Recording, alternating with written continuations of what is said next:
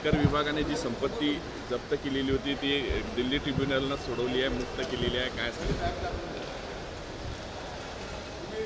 मैं नहीं खाऊंगा ना खाने दूंगा हा जो मंत्र आहे हा मोदींच्या लोकांसाठी नाही, हा देशामध्ये कष्ट करणारे, मेहनत करणारे, त्यांच्याकडून GSTच्या माध्यमातून पैसे गोळा केले जातात आणि त्यांच्या मुठभर मित्रांना दिल्या जातात।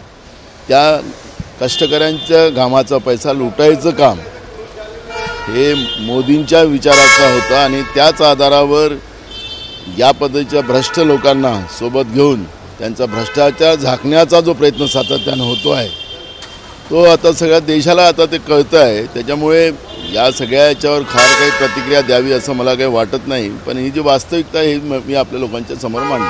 बरकटवाडीला हे शरद पवार जाणार आहे, काय राहुल गांधी तिथे जातील का, काय सांगाल? चालू आहे प्रोग्राम, अजून प्रोग्राम झालेला नाही, पण लोकशाही आणि मताचा अधिकार वाचवण्याची जी जबाबदारी आमची आहे ती मार्कंडवाडीतूनच जी काही ठिणगी आज पेटलेली आहे ती पूर्ण देशामध्ये पोहोचवण्याचा एक संकल्प काँग्रेस पक्षापासून केला जाणार आहे। राहुलजींशी माझं काल बोलणं झालेलं आहे, तो प्रोग्राम तयार करण्याचं काम चालू आहे। सगळी माहिती, मतदार याद्या आणि या सगळ्या गोष्टीचा अभ्यास दिल्लीमध्ये सुरू आहे।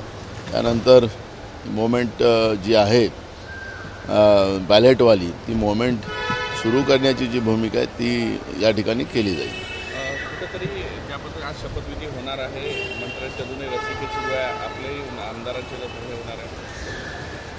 नाही, हे तर आपली प्रोसिजर आहे की सगळ्या आमदारांना आता विधानसभेची शपथ घ्यावं लागतं, ही प्रोसिजर आहे। मंत्र्यांचे रस्सीखेच तर ते आपल्याला पाहायला मिळतंच आहे। मंत्रिमंडळासाठी 13 दिवस त्यांना लागले, याचा अर्थ की महाराष्ट्रामध्ये जे या सरकारमध्ये फार काही आलबैल आहे असं काही दिसायला काही कारण नाही। महानगरपालिकेच्या निवडणुका व्हावा यासाठी देवेंद्र फडणवीस कोर्टाला विनंती करणार असल्याचं सांगितलं, तुमची काय मागणी असणार आहे?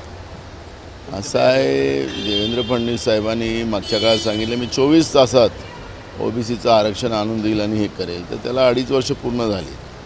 त्यामुळे किती खरं आहे किती खोटं आहे ते झाल्यानंतरच कळेल।